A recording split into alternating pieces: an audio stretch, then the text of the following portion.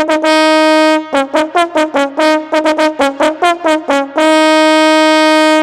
GAK's Gear of the Year! Hello and welcome to the GAK.co.uk Guitar Shop podcast. This is part one of our Gear of the Year kind of rundown of the best gear of 2013. Tonight we're focusing on guitars. I am your host Mark Packham, who is with me this evening. Hello, my name's Jay. I'm the assistant manager here in the guitar store. Hello, my name's Matt and I'm the manager. And I'm Joe and I'm here for all your bass-related queries. Well, ish, because you're going to be covering some guitar stuff this evening. I'm not really. So you're just on autopilot tonight. It's just what I say. Yeah, it's just your thing. It's just like, you know how Woody in Toy Story's got the string in the back of his back, and he just pulls that, and there's like he's got a few core sentences. Yeah. I feel like that's yours. Do you wake up in the middle of the night saying that? Bass-related queries. Yeah. It's true, I do. So it's the end of 2013 almost. Over the next course of the next week, we are going to be discussing our favourite gear from this year. We did a halfway point, didn't we? We did one halfway through the year, but this is a kind of the final rundown. And I thought what we could do is I've picked some stuff. We're going to argue about what's the best out of that stuff, or what's our favourite. All the gear on here is obviously really good, but we're just going to have a chat about what we think has been our favourite stuff of this year. So let's kick off. Part one, guitars. Matt Knight, what are you bringing to the table? First one for me, Fender Starcaster. Okay, tell us why you think the Fender Starcaster is one of your favourite guitars this year. Just a bit different to anything else that's come out this year, and a bit different to anything that Fender's done in a long time. I think, obviously you always expect a Strat or a Tele or, something along those lines. But yeah, Starcaster, bringing back a little bit of the vintage, but not, 60s vintage, like 70s vintage. Yeah, it's weird because obviously they do the 70s Strats, but there's not really... Most companies don't really focus on the 70s when they do reissues. They do 50s and 60s stuff. Yeah. I guess Gibson did a little bit this year with the L6S. Yeah. Or that was maybe last year? Well... Yeah.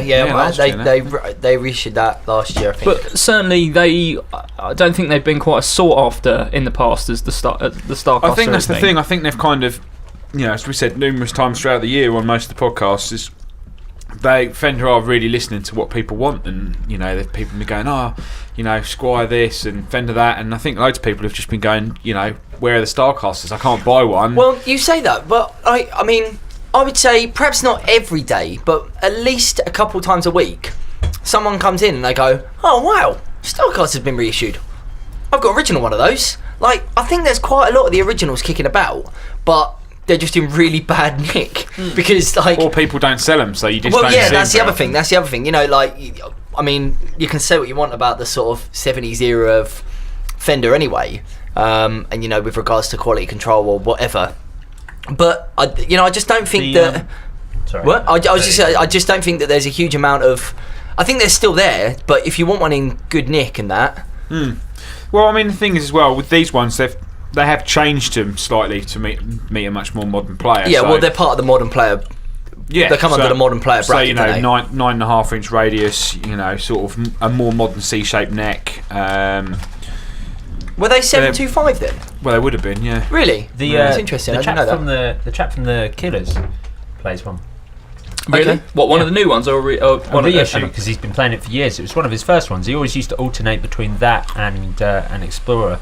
Really? I'd like to add that I'm not into the Killers. It was just that I've noticed. It's just a really unusual guitar. I noticed while browsing the Killers gear page on killers.com. When I was on I'm a massive KillersFan.com, I happened to notice. No, their fan site is called The Victims. Is that actually true? No, it isn't. It's totally true. That's incredible. I love that you know that is Apple God. I did used to like them quite a lot. Oh God, here we go, Joe. Sorry. So Jay, you kind of agreeing with Matt on that one, that the Starcaster has been a pretty important bit of gear this year. Yeah, I think so. I think the thing, I think as Matt says, I think the thing that I really like about the fact that the Starcaster's come back is the fact that Fender really are listening to people. I think there's been a real change in sort of emphasis, and I think they are listening to what people say, and they're reading the forums. They're saying, we want this vintage gear. Yeah, I've got a Strat, I've got a Tele. I don't want a Mustang, I don't want a Jaguar. I want something different and cool and big and weird. I want a Bass 6, or I want you know what I was going to say, that I'm really into the Cabineters, and the fact that they've, you know, the Cabineters have become so widely available, you know, to not just the top end, which was, and the Cabernet is quite an interesting one, because I mean, the first sort of Cabernet we got was about 3 years ago. We had a couple of master built ones or custom shop ones. We had at a couple least. of Yeah, they were limited edition custom shop, And they were like they were amazing, but they were $3,000. Yeah. Just not available to, you know, the sort of everyday player. And then the Celebration one came out a couple of years later, which was an American, you know, limited edition one. And then sort of out of nowhere, the Mexican ones came out, and then the Squiers came out. And the excuse me, the one that I've chosen specifically is the Squier Vinmod Cabernet, and I just think it is an absolutely excellent guitar, especially for the money. What are they, like 276? I don't think they're that much. Oh no, I think 228 for the that one, and then 276 for the one with the Bigsby. And if you want the Bigsby, then you know there's the option there as well. I'm not 100% on the Bigsby one, simply because I really like the it's got the slightly different pickup. And I, you know, in the bridge. Yeah, so it's single coil in the bridge. And I think that kind of takes away a little bit from what the Cabernet is trying to do. Yeah. I think if you want a single pickup, or if you want a single coil Telecaster, you know, they're out there. That said, there's not that many with a Bigsby, so that's filling a kind of a different market. But I think in terms of what we're talking about, you know, the real sort of top products of this year, I think the Cabernet is 100%. I mean, in terms of selling. Sorry, Joe. I was going to say, in terms of like, you know, what we just can't get hold of enough of them. No. Yeah. You know, I think that's on the Cabineters. Yeah. It's, I mean, coming back to the Starcaster though, and just because I suppose we are supposed to be arguing over this, as we said, I'm not sure. I think the Cabernet, I could maybe say it is, but I'm not sure it's a game changer enough. I think the Starcaster's come very late in the year. I just don't know if we'd be talking about it if it had been released in January. Really? Well, you think it would have? I'm thinking of this in context of, I'm going with sort of the spirit and the theme of the idea of this podcast, of what I'm going to suggest as my guitar of the year, right? And just how much of a massive game changer it was in comparison to the two that you've chosen. Well, let's. I would say, just to quickly round off on those two, the Starcaster and the vintage modified Cabernet. This might feed into things that we're going to talk about later. I think it's been a good year for Fender in that they've produced guitars that, you know, like you say, you might have a Strat and a Tele already, and they've given you a lot of options for other things that you don't necessarily have to spend a lot of money on. Yeah. But you could go, I always really quite fancied a Starcaster, or I always really fancied one of those Cabineters, but you know, I've either had to get an expensive reissue or had to go and get an original one. So yeah, I mean, I just think they've got to be up there on this list. They have to be there. Yeah. I completely agree. I think it's. But for me, the thing, as I say, I think the thing I really like about the Starcaster isn't necessarily the guitar itself, because you know, it's not something that I would play. I think it's more what it stands for, which is the fact that there's this kind of shift in power, I think, with guitar companies and guitar manufacturers and guitar shops, and then you know, customers and consumers and end user. And I think the fact that if you're not listening to what people are saying, you're going to get left behind. Yeah. Because, you know, it's so easy to find out what people think about your gear now, because you can broadcast yourself on Twitter, you can say what you want on a Facebook page, and the people who are like take this stuff to heart are the people who are like, you know, they'll see it there. You can it's, you know, you're not quite yelling it in their face, but it's right there. And I think the fact that the Starcaster has come back is a real triumph for sort of 2013 and you know, like modern communication skills. And that's what I really like about the Starcaster. I think it's a change of emphasis and a change of direction, and I think we'll see a lot more of, whereas, you know, perhaps in the past you've had guitar companies or companies in general saying, no, this is what you want one of these, and now it's, oh wait, okay, you want one of these, okay, yeah, we can do that, Yeah, fine. I think I agree. No, go I was going to say another trend that really has kind of dominated this year, and we've seen it in a lot of kind of product releases, is the extended range. It is the year of extended range. Yeah. Across, Yeah. I mean, last week it was only last week we talked about the Ibanez BTB 7, Week before, which but is yeah. week before 7-string bass. Now, Joe, one of the guitars that you've got down here, I would say is a game changer this year. We're talking about extended range, and I guess the most prominent extended range guitar release this year. Tell us what it is. It's the Ibanez TAM 100, the Tosina Bassi signature model, which is an absolutely remarkable example of an 8-string. I mean, for 8 strings kind of really turning up on the market, they didn't sort of peter in like 7 strings did with Steve Vai and then 100 kind of cheap copies of the 7-string. The 7-string really kind of got pigeonholed in a certain genre to be used for a certain type of thing.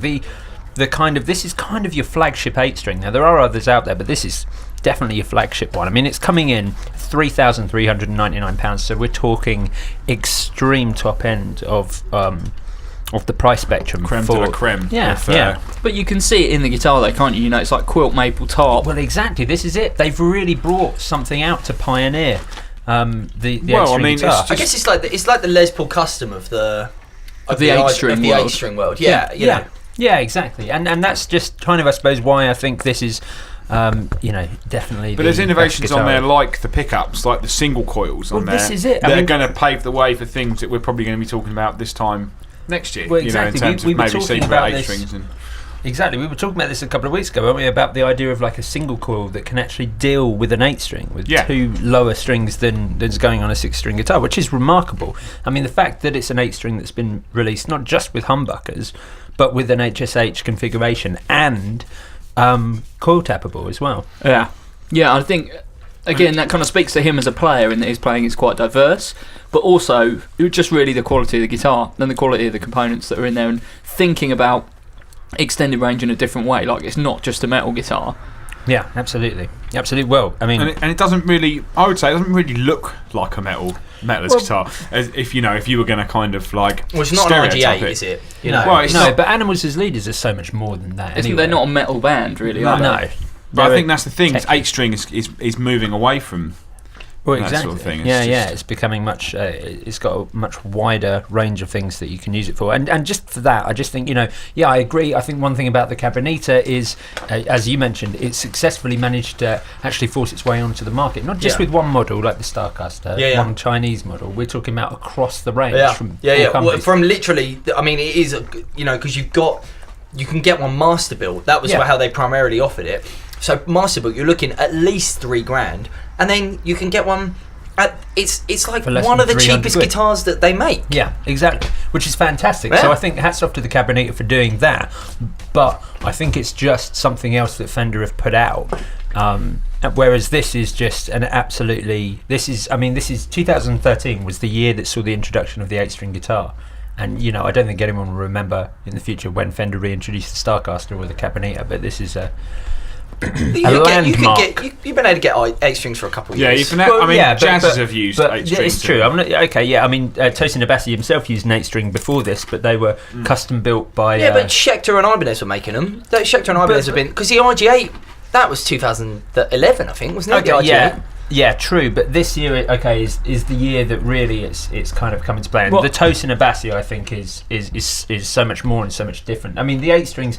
If you saw the RG8 when it came out, it just looked like a guitar for extreme metal. Yeah, absolutely. Yeah, I completely. And the Tosina Bassi is changing who can play an 8-string. So maybe badly worded by me. Well, the other thing I would say, just in favour of the Tosina Bassi, is it has sort of become a signature model that is up there with things like the Paul Gilbert and the Joe Satriani and the Steve Vai in the Ibanez range, which a signature model since, to be honest, I think even like back in the day, the Korn signature models, and they were big artists at the time. K5 and K7 didn't sit up there with those. And actually now, if you look at the Ibanez signature artists, like Tosina Bassi is in that kind of top band almost. He's like the.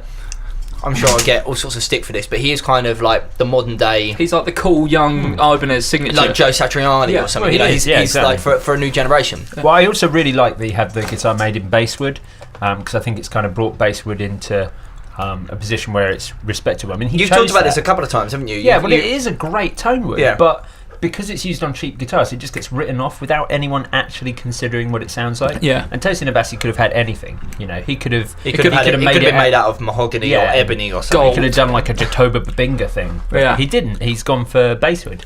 Well, I guess it's because it's the typical RG build. You know, that's how they are built. Now, one of my picks actually is another Ibanez signature model, not quite in the same price bracket, and perhaps not going for the same market. But what I really like about it is it's kind of from left field, really. And again, it shows that Ibanez are sort of listening to what people are talking about. Mine is the Ibanez CMM1, which is the Chris Miller signature. From Chris Miller's the guitarist from that band. You Me at Six. There we go. That escaped my mind for some reason. Yeah, and so they're not just producing guitars for metalers. They're not just producing they're not kind of just going off those legacy artists like Steve Vai and Joe Satriani and Paul Gilbert. They're actually introducing signature models for new artists. Yeah, and absolutely. Again, it's something that they don't do on any other guitar. Based on the old kind of Road Gear and Roadstar stuff. Which I love. Well, as I know, yeah. It's humbucker in the bridge, P90 in the neck, which you don't often So see on great. Ibanez, through strung, really simple controls. Great It's- colour, matching headstock. Yeah, ivory white, and it's almost like Gibson-esque. Yeah. Ibanez, I just think, for a long time with their signature models have kind of not really been afraid of doing different stuff, like things like the Noodles back in the day. Yeah. And the Iceman. Yeah, like and the Destroyer. Fireman. the new Paul Gilbert. The Noodles guitar was cool. Yeah, and this reminds me of that. Right. It's not like a shape they do in the rest of the Listening to production Smash line. this morning. Yeah. There you go. It's not like a shape they do in the regular production line. And I just think that's cool, something really different. If you've been a fan of Ibanez, but you don't necessarily want like super slim neck, super high output pickups and a Floyd Rose, this is kind of harking back to the stuff they used to do in the 70s and 80s. Well, it's a another good- example of a 70s kind of inspired reissue, I suppose, Mm-hmm. from another company. It's a good price point as well, because they're like, what, 400 quid? 349. Really? I mean, that's easy. I mean, you put that up against the Epiphone Les Paul. Yeah. You've got a real battle on your hands. Yeah, and it will give you something a bit different because it's humbucker and P90. Absolutely. I can't think of another guitar at that price point that's got a combination of both. No, and it's such a great pickup. I think a couple of the selection Yamaha Pacificas do. Oh yeah, something like the 311H. Yeah. But again, they're trem. I'm splitting They're hairs here. a yeah, Strat yeah, style. absolutely. Yeah, This yeah. is kind of totally different. Yeah. So I mean, that would be one of my nominations for my guitar of the year. Who wants to throw another one in the ring? Jay? I going on a slightly different market price point, I guess. Which I guess isn't something that we're primarily focusing on, but I think it's important to bear these in mind as well. When you're talking about your guitar of the year. Yep. I am really into, and I know Matt is really into, and we've spoken about this before. The 63 reissue 335s Okay. that came out this year. It was part of the new custom shop range. They're very similar to the old style 335s, but they had nylon saddles. Yeah. Now, when I first heard about this, I was like, "Oh man, this is gonna sound rubbish. Like, this is gonna sound cheap. It's gonna sound really honky. It's gonna sound rubbish." You plug it in, and it was they're absolutely incredible. They're absolutely incredible. Like it changes the whole feel of the guitar. It's big, it's boomy, they're absolutely amazing. I was quite surprised when you talked about that on the podcast because you would think something like changing the saddle material was like not going to make a huge difference to the guitar. Yeah. But actually, I plugged one in a couple of weeks ago and just really impressed by the warmth. Yeah, absolutely, and absolutely. Even A-Bing them with guitars that don't have that, there was definitely a noticeable Yeah, difference. It's funny how many people actually that was when I spoke to people. That was the first thing they commented on. Yeah. It's like, what? Such a weird spec change. Yeah. But I think people who are really into that sort of really, really appreciate it. They're like, oh yeah, Yeah, and once again, it goes back to this thing that we've been saying. so far that you know they are really listening, and Gibson especially are doing models now where they're not just sticking to a 335 plain top, a gloss top, a satin top. They're going, let's do something. You know, let's do a 63, let's do a 59. And of course they've still got the 57 Classics in, although you wouldn't think that they've got 57 Classics in because of the difference that those saddles make. It really is astonishing just how much of a difference the nylon saddles make. They're absolutely brilliant. It's an absolutely astonishing guitar. It's just one of those guitars where, you know, it's just minor things, but it just all seems to add up. And you know, countless times this year we've talked about how good 335s are. Is probably one of the most versatile instruments you can buy, and every one of those has just been absolutely cracking. Yeah, absolutely wonderful guitars. Let's do Joe Branson. Let's do your next selection, and then we'll do a couple of acoustics, because I think we need to talk about some acoustics too. Joe Branton, what's your second selection for Guitar of the Year? My second choice, if my first choice isn't definitely the Guitar of the Year, then this one absolutely 100% is better than anything you guys choose from. It is, of course, the Squier Vintage Modified Bass 6. Now, why is this appearing in guitars over basses, you might add? Because it's a guitar. Because it's a guitar, obviously. Yeah, because it's a guitar. I know. But yeah, it's absolutely wicked. I mean, so we saw the Basics first appear with the Pawn Shop series, which I think is still this year. Yep. They introduced the Pawn Shop right at the start, and it was ridiculously popular. And as soon as we got one in and put a video up on YouTube, it was our most popular video by miles. And straight away. We never even saw one on the shelf because they were so oversubscribed. And they were 600 quid plus. Yeah. And then when they brought out the Squier Vintage Modified, you were talking about actually being able to get this sort of thing for 273 quid, which of course was perfect. It was the best decision that Fender Squier had ever made. Because the thing is, it's not a guitar and it's not a bass. It is somewhere in between. So it is something new. So when someone gets it, it's not going to be applicable to everything. I think that's, you know, from a man who owns one. Yeah. Because I'll be honest, if I if I could have, you know, decided what guitars I would have picked for Gear of the Year, was if I had more of a say this afternoon, then I probably would have picked this. But yeah, of course. Being a bass player, Joe, I suppose you get that one. Thank you. But I must admit, from owning one, I think the thing is, you pick it up and then you try and play it like a bass, and you're like, no, this doesn't really work. Then you're like, no, I'll try and play it like a guitar, and then that sort of doesn't work either. And then you sort of come at this mishmash of like weird. both of them, and it's just so good. It's so like atmospheric and vibey, and it's just kind of got this really cool thing about Absolutely. it. Absolutely, and I just think people were much less likely to drop nearly 700 quid on something that you've got to treat like that. So 273 was the right price for this, but also, and we've spoken about before, they made it more authentic than the Pawn Shop, because they did away with that jazz humbucker in the sort of P90 casing on the bridge, and just went with the original 3 single coils, released it in some great colours as well, because you could get it in white, black, or sunburst. So the sunburst one with the tortoiseshell guard, I think, is the best looking one. Yeah, no, I really like the Olympic white one. You went for the white, didn't you? I went for the white one. Yeah, you made the right choice. Yeah, they're absolutely shell pink, and shell pink, or gold sparkle. Sorry, or gold sparkle over shell pink. No. But yeah, they're just completely remarkable, incredibly built for the money. Yeah. I mean, we all agreed when we got them out of the box. We couldn't believe the workmanship. Again, this goes for all high-end Squier, and you know, we talked about the Cabrinito earlier, but just that whole range has been incredible basically this year. The vintage modified stuff and the classic vibe stuff, you know, I would argue ardently that a lot of the high-end Squier stuff is easily comparable in quality and playability to the cheap Fender stuff. I think, you know, in the time that, you know, I've been certainly working in guitar stores, I think, you know, speaking to like older people there who've, you know, come from like learning to play in the 1670s, might have only had like one instrument their entire time, mainly because that's all they could really afford and there wasn't a lot of choice. And I think now there's so much cool stuff out there for sub 300 quid that, you know, it's just basically allowing people to just like expand their collection and just have loads of different things. I mean, I don't necessarily pick up the Bass 6 every time I go and pick up my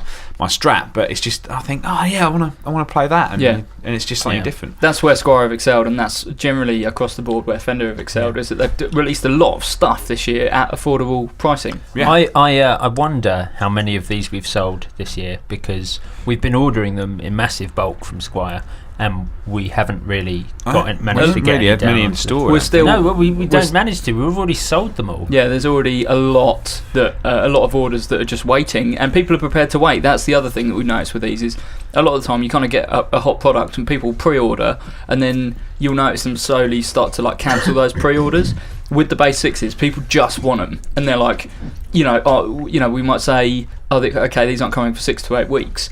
Because the demand is massive. People go, that's okay, I'll just wait. Yeah. Because there's nothing else like it. Well, that's the other thing. I mean, it's not there as a replacement for anything. It's not there as your first guitar. It's not really even there as your backup guitar. No. It's there... guitar. You got that, yeah? Whatever. Okay. It's there as something subsidiary. It's there... I guess most people will have it to sort of play along with at home. It's and it's at a price... Which, 300 quid is a lot of money, but 300 quid for a guitar really isn't a lot of money. No. And it's at a price point which is affordable for people who are into guitars to have something that they're not going to use live, they're not going to use in the studio. You'd spend more than that on a TV. You know what I mean? And it's that sort of thing. It's a luxury good, and so waiting for it, I don't think is a huge deal. But they're just wicked. They're just brilliant. Yeah. Right. Let's do some acoustics. Matt Knight, tell me about another product that has just been unbelievably hard to get hold of this year. Amazing. I mean, as I'm sure people who listen regularly know, that we don't spend as much time talking about acoustics as we probably should. But every so often there's, as Mark's going to talk about one as well, there's just one acoustic that comes along that's just like, wow, everyone really wants one of these guitars. Yes. And I played one when they came in, and I was like, these are really cool. And I think, as we've talked about before, and we've certainly talked about amongst ourselves in the store, there's been a massive folk instrument revival. Definitely. With like Mumford and Sons and like all that, and this guitar really fits into it, which is the Gretsch G9500 Jim Dandy, the 24-inch scale, the flat top. So it's like a vintage parlour style guitar, so quite a small body, but yeah, like I said, 24-inch scale neck, but just loud and kind of, I don't know, they're just a really cool guitar. Parlour guitars always are. They're always surprising. Small sound hole. Yeah. You'd think small sound hole means less volume, but actually much more direct, much more projection. And I just think for kind of this sort of like big anthemic kind of folk stuff that you seem to be seeing, and sort of like seeing along, and then that's playing with other maybe folk instruments like a double bass or something like that you see people using. I just think they work really well. Yeah. I have no idea who he is. Jim Dandy. I'm not sure. Is he a man? I don't know. Yeah, I looked it up. I had no idea who he was. He plays in a band called Black Oak, Arkansas. I literally just looked it up right now because I was like, I have no idea who he is. Yeah. He plays in this band called Black Oak, Arkansas. They're a southern rock band, obviously, because they're called Black Oak, Arkansas. Yep. Makes sense. That he. I think it's cool. Like Gretsch have done this a couple of times. Fender have done this a couple of times because they did the Jack Grisham as well, didn't they? Yeah. And Jack Grisham, it was Jack Grisham, wasn't it? Maybe it wasn't Jack Grisham. Maybe it was a fella from TSOL. Yeah, Jack Grisham, Gentleman Jack Grisham. But was it him who had the signature? One of the fellas from TSOL. One of the fellas from TSOL I'm just trying to. Ron Emery, that was it. Ron Emery, that was it. Ron Emery had his own custom shop, not custom shop, his own signature guitar. It's like, who knows who TSOL are? Well, I mean, other than us, me and you, yeah. I mean, I would say, necessarily you just go, it's one of those Jim Dandies, not necessarily knowing who it is. But I think the thing is for the money, they're 128 quid. Yeah, I mean, it's ridiculous, isn't it? I mean, I've always had less acoustic guitars than I've had electric guitars. So I've always been predominantly electric player, and if I'm going to get another acoustic, I'm going to want something that's a little bit different. And one of those, you just go, that's not a lot of money. They sound really cool. They look really cool. They come in seafoam green. I mean, that's the big selling point for us. They come in seafoam green. Yeah, Yeah. they do For indeed. £128, Yeah. you can have a seafoam green And they just- parlour acoustic. and Yes. it's just one of those cool guitars you would definitely just have sitting in the living room and go, yeah, just going to play that for a little bit, rather than have your really high-end expensive Taylor, have your 914 or whatever. Yeah, but it won't be seafoam green. Exactly. That is true. And then have a fun one on the side. Yeah. I'm going to talk about another small little guitar very briefly because it doesn't need much explaining. The Martin LX1E Ed Sheeran guitar. I know that they've put a product this year, but have anyone actually seen one? Like a mystery guitar. They weren't this year. They were announced last year. Okay, well no, that's not true. They were announced this year. They were announced last year because we were trying to get them for Christmas and we couldn't. Really? Yeah.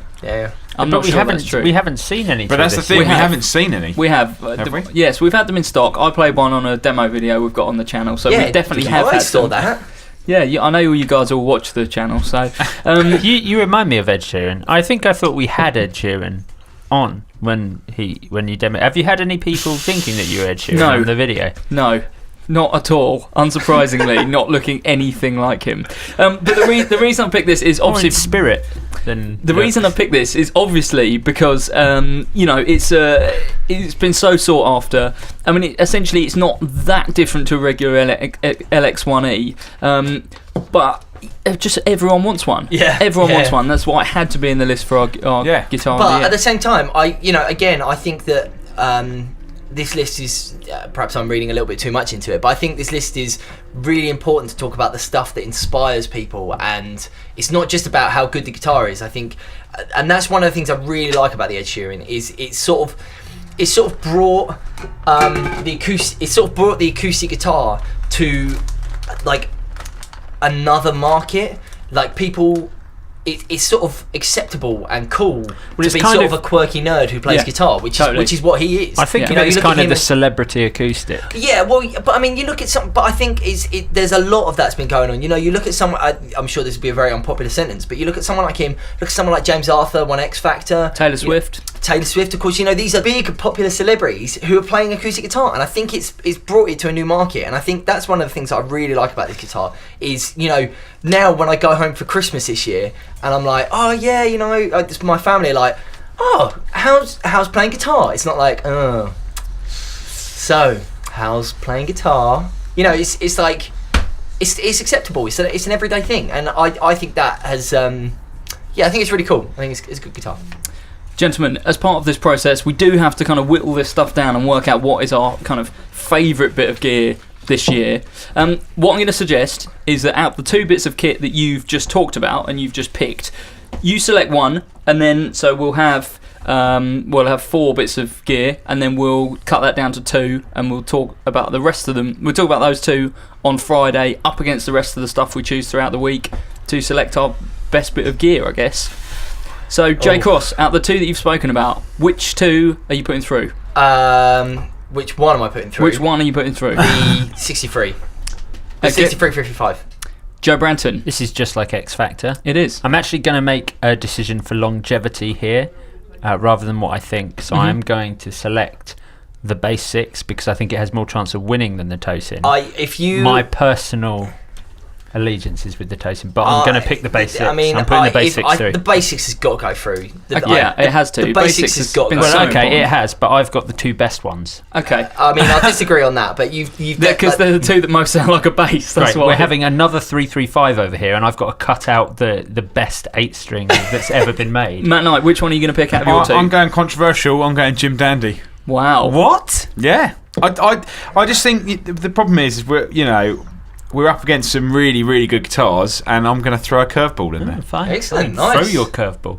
And I'm going to go for the Martin Ed Sheeran because I think they've got much. Again, they've been just so hard to get hold of, so highly anticipated. Now the big question is, which 2 go through to Friday? The Bass 6 has got to go. I would say got to go through. I'm saying Bass 6 too. Should we just have my 2 go No, through? I would say if it's 2 of these guitars, I think it needs to be the Bass 6 and the Ed Sheeran. I would totally agree with that. Are we in agreement? Bass 6 and Ed I would Sheeran? have added in the 335, but I think Gibson, in terms of custom pop in 2013, do a lot of different models and they do a lot of cool stuff. So to pick out one for me is very difficult. So yeah, I'm going to go for the Ed Sheeran as well. Okay. Joe Branton? Yeah.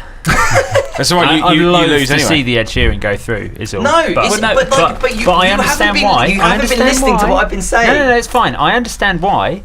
So yeah, so that's fine. If it wasn't an Ed Sheeran guitar, if it was, I don't know, who's someone you like, Matt Bellamy. If it was a Matt Bellamy, I do not like Matt Bellamy. And you know that. Right, so we're saying that because it's been so they've both been incredibly hard to get hold of. The Bass VI has been something people have wanted for a long time, and the Ed Sheeran is making it okay, and it's changing how we think about our guitar heroes. Yeah. We're saying that those two guitars are going through to our Gear of the Year roundup on Friday. Yes. Excellent. Join us again tomorrow when we'll be talking the Amps of the Year 2013. Cheers. Bye.